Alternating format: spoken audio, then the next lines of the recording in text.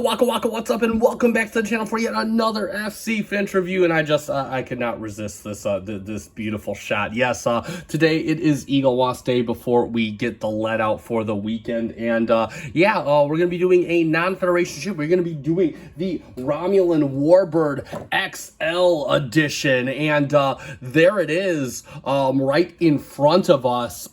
The beautiful the Dideridex, I believe. Except I'm trying to avoid it. I'll explain later why my fingers are getting close to the camera. I'm trying to do a quote unquote because that is the class name, the Dideridex. In fact, this one I always found the class name to be really subtle. You don't see it in a lot of places, but anyway, there it is right before us on its stand. This is the XL edition of the ship, so not the standard version. I do not have the standard version of this ship. I never got the standard version of this ship. And we're gonna take a look at it today here on FC Finch. And before we get into the ship at all, we're going to take a quick look at the magazine. So let's take a look at the magazine. Yes, I have already moved the ship back. I'll explain why in just a bit. Actually, I'll explain why right now. Put simply, this stand is not the most stable design, and this ship is not the most stable on its stand. So again, we're just unfortunately going to have to be very careful when moving this model around. But anyway, let's take a good look at the magazine. It's from the official Starships collection. This is the Dideridex class right there on the magazine cover. It was active in 2366. It has a length of 1,353 meters. Good lord, this thing's massive. It has disruptors as its main weapon, and there we have a nice shot of the Dideridex. And again, such a menacing ship. This ship had quite a lot of presence and representation in the Next Generation, and of course we see more of it in Deep Space Nine. And again, it's just so crazy how menacing this ship looks. This looks really good. Got that nice shade of green. They got like the lights, very few lights. Again, very militaristic and menacing presence, as are the Romulan Star Empire. There was a nice side shot of the Dideridex class. I love that name. It was first seen on the Neutral Zone, last seen on What You Leave Behind in Deep Space Nine, and of course designed by Andrew Provert, the man himself.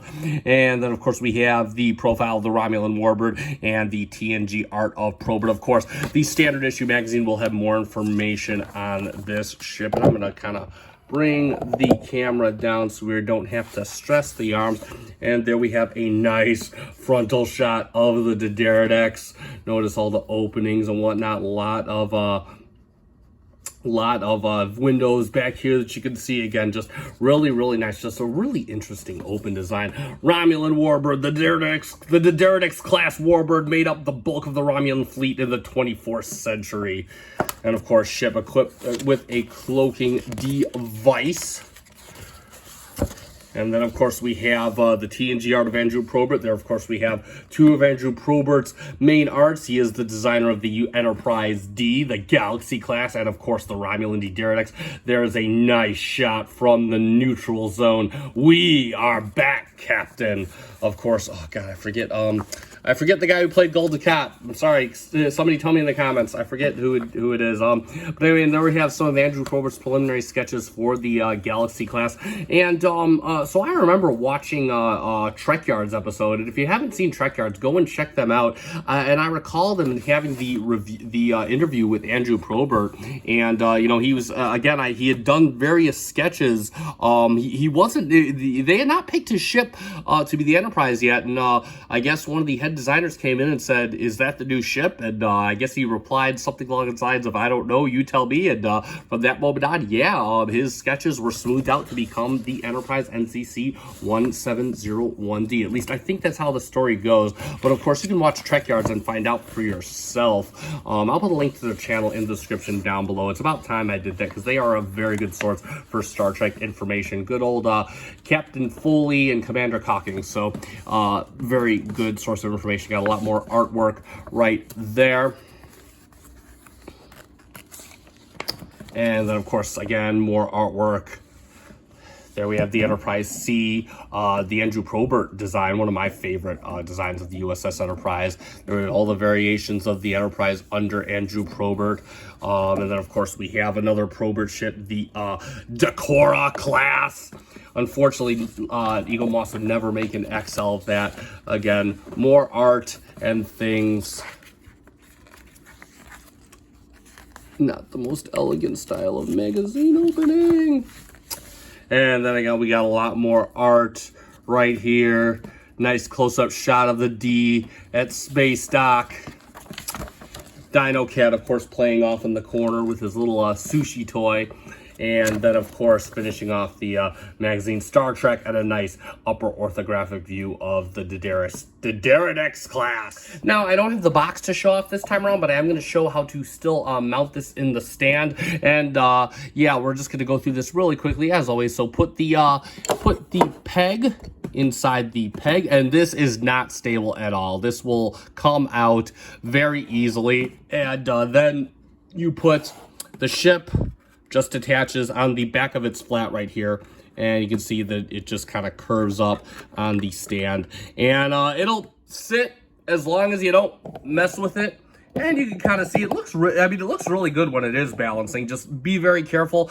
So far, I've had this on display for about a month to 2 months now, and it has not fallen yet. So just kind of keep an eye on it and make sure nothing can get to it very quickly. But yeah, there's the ship in its stand. And without further ado, let's take a look at the Deredex, the Romulan Warbird XL. And yeah, so right off the bat, as far as XL models go, this one is, how shall we say, on the disappointing side. Now I don't have the standard version, but this one appears to have a lot of the standard attribute features. First off, it's very hollow in back. In fact, that's one of the issues with the stand, is all the weight is really up here at the primary section of the ship.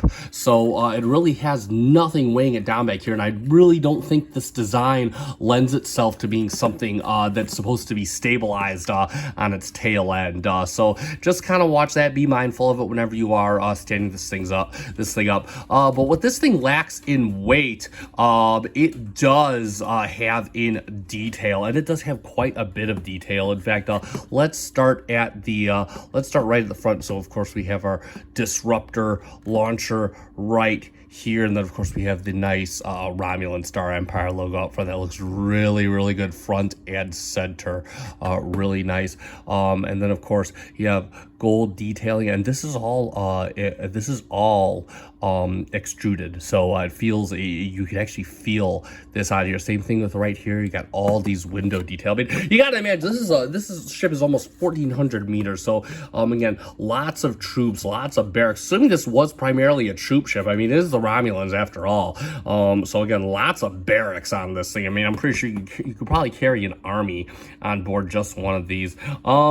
No transparent plastic for the nacelles, which is kind of disappointing at the XL level, but they are painted in this nice bright neon green. I really do like that. Again, you get the nice detailing going across the back. In fact, one thing I do like is you have the green broken up, which looks really good, and then it's nice and dingy. You can see like it's just like they kind of went over this with like an airbrush. It looks really, really good. Just very dingy, very militaristic, very well used. Then of course you have the engineering section going back. You got, again, these are all extruded rooms back here. It looks really, really good. And there you have, you can see deep inside, you got the all that open space. It's even detailed in here. You can feel it looks really, really good. Same thing with the upper side. You got the back area nice and detailed. Again, looks incredibly superb. Lots of nice subtle. Again, it's a very simple design, but it's just got the right amount of molded detail that really brings it to life. Again, got a few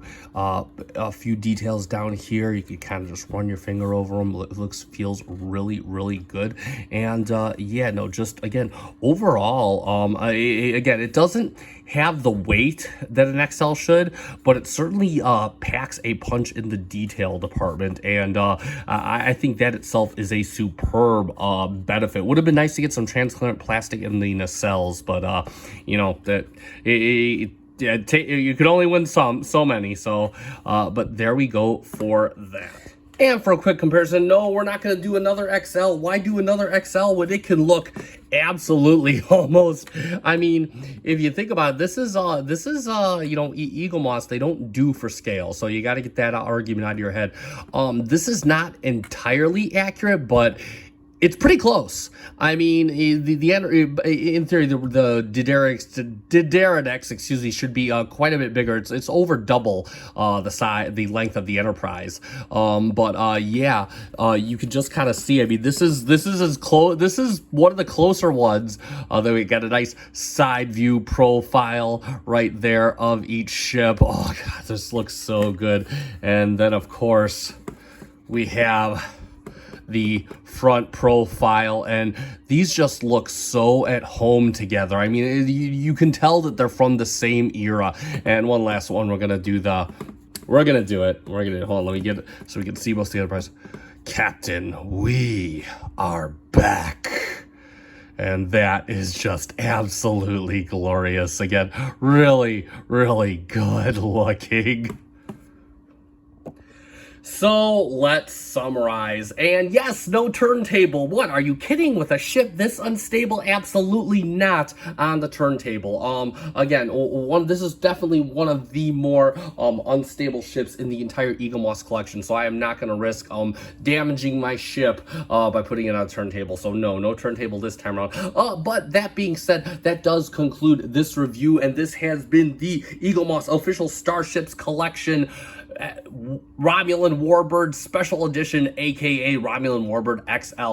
And yeah, so bottom line, this is definitely one of the more weaker XL installments. You got no transparent plastic. The weight is really kind of in the wrong place, especially for a stand as unstable like this. There's really no weight in back. Again, definitely could benefit from a bit more weight and some transparent plastic, but this thing kills it in the detail department. It's why I think it's definitely a winner in my book as far as that goes. And additionally, if you want a Romulan ship that scales well with your standard size Federation ships of the day, let's say you're trying to build a diorama, then yeah, I can totally see the reason to buy this. This is basically the reason I bought this, especially since I didn't have the standard. So yeah, I mean, overall, definitely one of their not as strong installments, but considering, you know, Eaglemoss, yeah, definitely I still think this one is worth getting, especially if you're a fan of the alien ships or just want something that scales well. And that being said, if you want to try and look for one, you could of course look at realmerch.com. Put a link in the description down below. Also, if you want to see any more of my Eaglemoss reviews, I'll put a link in the description below to my Eaglemoss playlist. You could check those out all day. I have quite a few of them up now. And that being said, if you like this video, consider hitting that like button. Also consider subscribing to the channel. We are at 300 and growing, 200 away from being the size of a Constitution class starship. How is that? And that being said, it is time to end. So I have been FC Finch. Thank you so much for watching. Live long and prosper. No, I'm not going to put my hand in and try to knock this thing over. Good night.